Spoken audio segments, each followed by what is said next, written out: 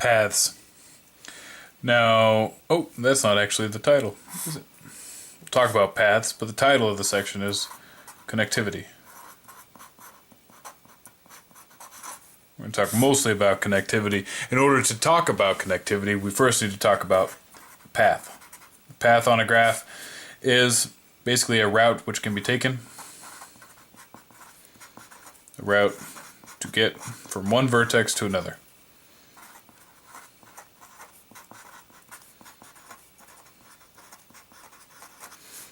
Okay. Not too complicated. Oftentimes, especially with a simple graph, we can denote a path just by, for example, A, B, C, F. That is the path that goes from A to B to C to F. Okay, so it's a possible path. Another possible path, of course, would be A, E, F, C, and so on. We can denote these paths by simply writing those vertices that are traveled to in line. Now, excuse me, if the graph is not simple,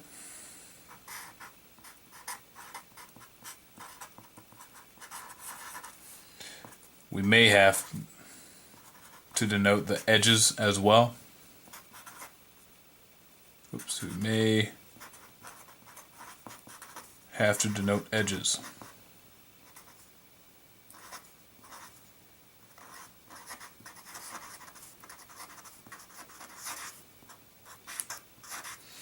For example, this graph,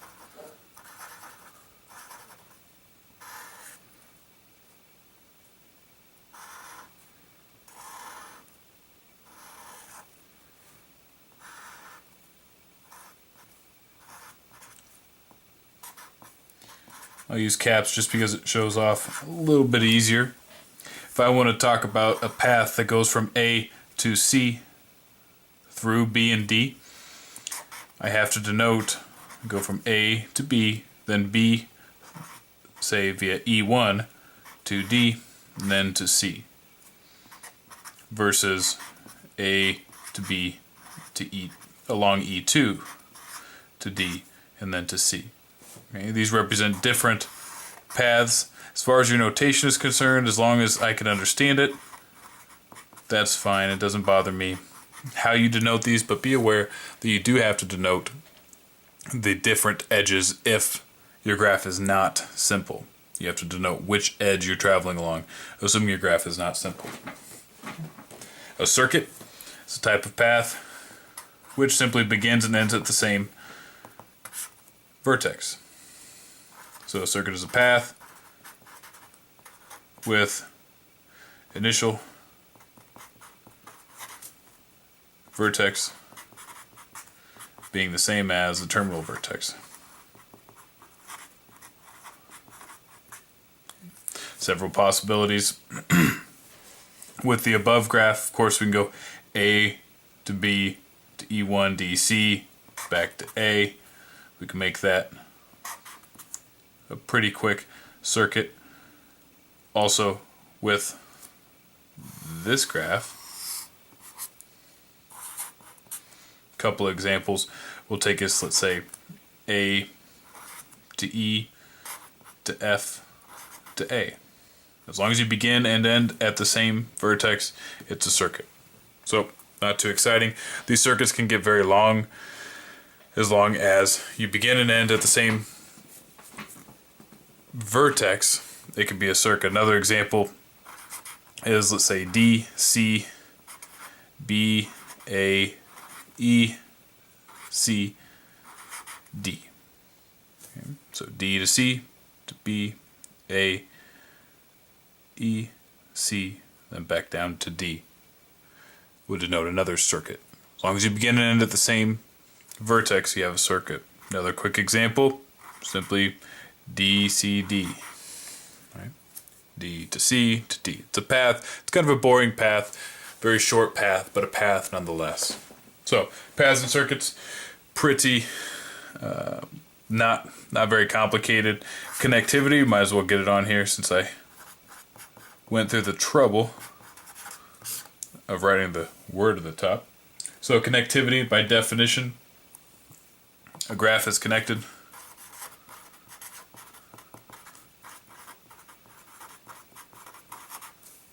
if there exists a path, any path, but a path between every two vertices.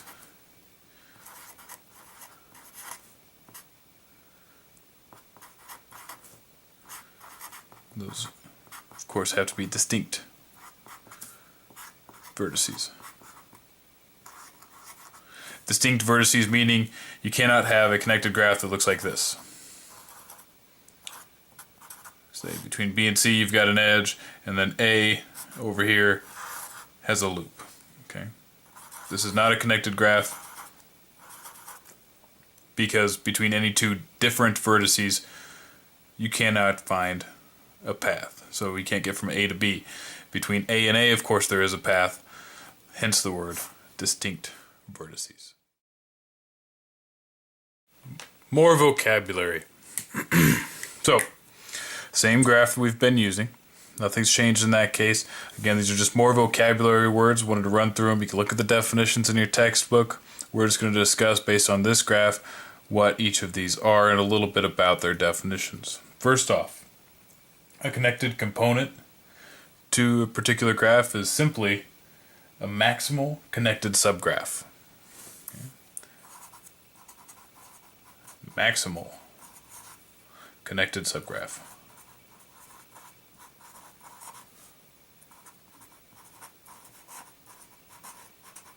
Okay. The subgraph AB with this edge is not maximally connected because we can connect B to C, A to F, and so on to connect the entire thing. So as far as connected components, this graph as it sits, well, the graph is connected, so we won't discuss the connected components, or there are no connected components, okay? Because you can get from every vertex to every other vertex, thus it's connected. But cut vertices or articulation points are vertices which, upon removal, create an unconnected graph. So, vertices which, when removed,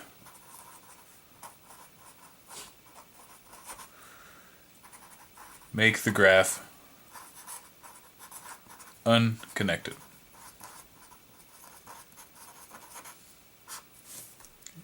So, in this case, a vertex which, when removed, would make the graph unconnected, not D. If we take away D, if I cover it up, we still have a connected graph. But, if I take away C, and all the edges associated with it, we would no longer have a connected graph. There's no way to get to D from A, B, E, or F. Thus, an example of a cut vertex for this graph is C. If we take away C, we no longer have a connected graph. Similarly with cut edges, an edge which, upon removal, would make the graph unconnected. The edge connecting C to D. That edge is a bridge or a cut edge. There are no other cut edges. If we take out single edges from anywhere else, then we still have a connected graph. However, cut edges and cut vertices denote single edges and vertices. Vertex cuts and edge cuts are both sets.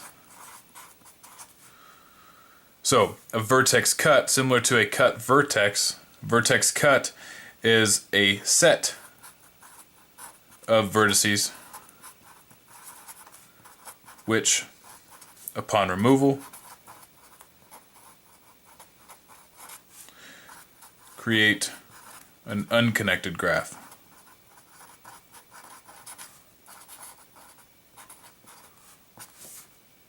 So, looking at this graph above, an example of a vertex cut would be V1, the set containing A and C. If we take out A and C, there's no way to get, well, there's no way to get to D, of course, but there's also no way to get to B. Another example, V2, the set containing, let's say, we have to have 3 of them here, the set containing A, F, if we take out A and F, we'd still have to take out C in order to make this an unconnected graph. Okay. But you get the idea with vertex cuts. That's a set of vertices which, when cut, would make the graph unconnected. Same with an edge cut. It would be a set of edges which, upon removal, would create an unconnected graph. For example, if we were to take away this edge and this edge, that set of edges earlier, I believe they were labeled E1 and E2. That is the edge between AB and between BC. Then we would have an unconnected graph. Again, taking away these two edges would leave our graph unconnected. Okay. So, cut vertices, cut edges, vertex cuts, and edge cuts all are ways of making an unconnected graph. If your graph is already connected, then there's no need to discuss connected components. Vertex connectivity. So, first off, vertex connectivity. So we just went through some vocabulary. Now, some notation. Okay. Basically, for, well, the notation kappa of G is the minimum number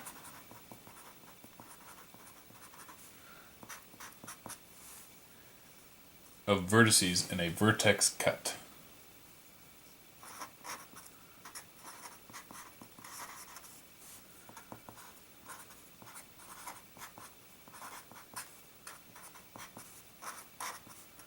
Of G. In other words, kappa of G will discuss how well your graph is connected by saying how many vertices we have to cut at the same time as a vertex cut, how many vertices we have to cut in order to make our graph disconnected or unconnected. Okay. For this graph above, of course, for our example, kappa of G, because we do have a cut vertex or an articulation point, kappa of G is just 1. Okay. Vertex cut containing only the vertex C would make our vertex disconnected, or sorry, our graph disconnected, and thus kappa of G, or our vertex connectivity, is 1. Similarly, edge connectivity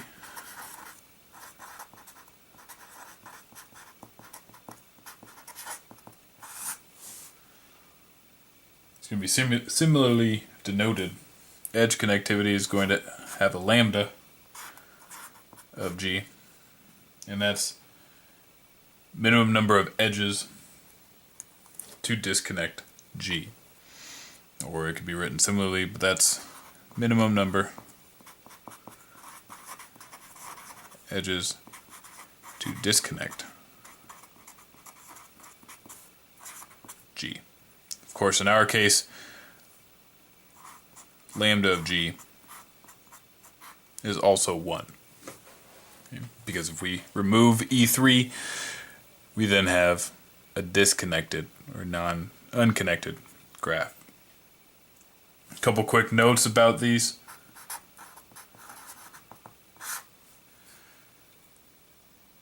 Since complete graphs have no vertex cuts.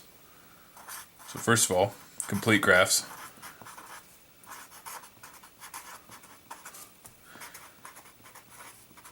have no vertex cuts. No vertex cuts because every vertex is connected to every other vertex. Thus, regardless of which vertex you take out, each is connected to another. So kappa of, I'll write down here, kappa of k sub n, right? The complete graph with n vertices is n minus 1. In other words, in order to come up with an unconnected or disconnected graph, you have to take away all but one of the vertices. Then you have a single vertex. You cannot create any paths with that single vertex. Thus, for a connected G, kappa of G, if it's connected, kappa is going to be greater than 0, but it can be no higher than n minus 1. Right? This is an extremely connected, a complete graph, Kn is an extremely connected graph. Thus, for any particular G, it cannot exceed kappa of n minus 1. And we say, using this notation, G is K connected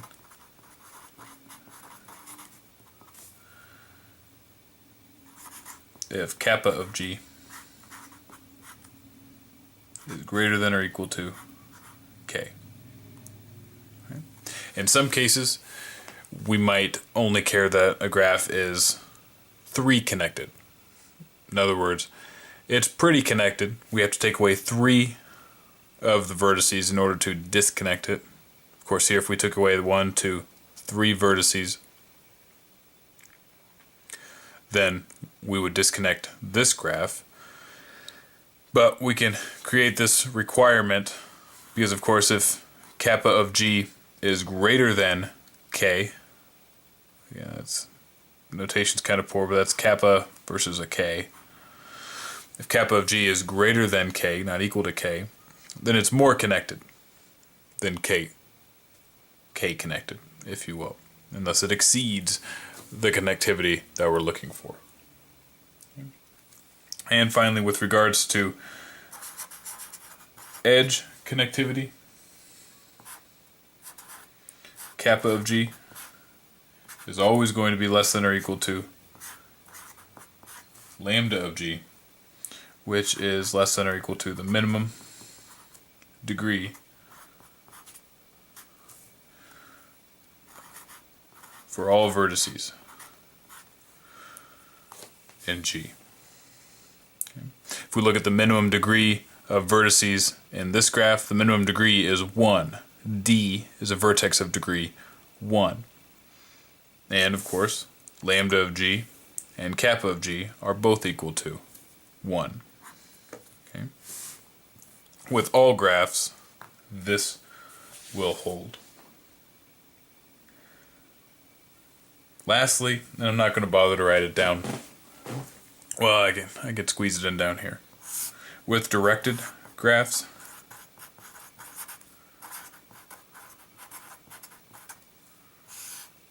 we have strongly and weakly connected directed graphs.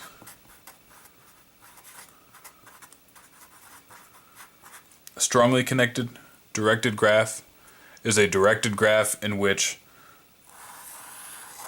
it fits our definition of being connected, in which the path exists from every vertex to every other vertex. If a path exists from every vertex to every other vertex in a strongly connected graph, or in a directed graph, then it is strongly connected.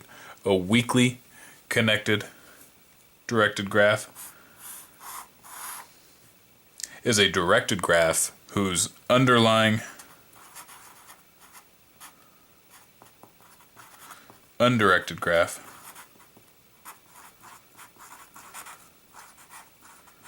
is connected. In other words, if there is a connection between vertices A and F, regardless of which one's the initial and which one's the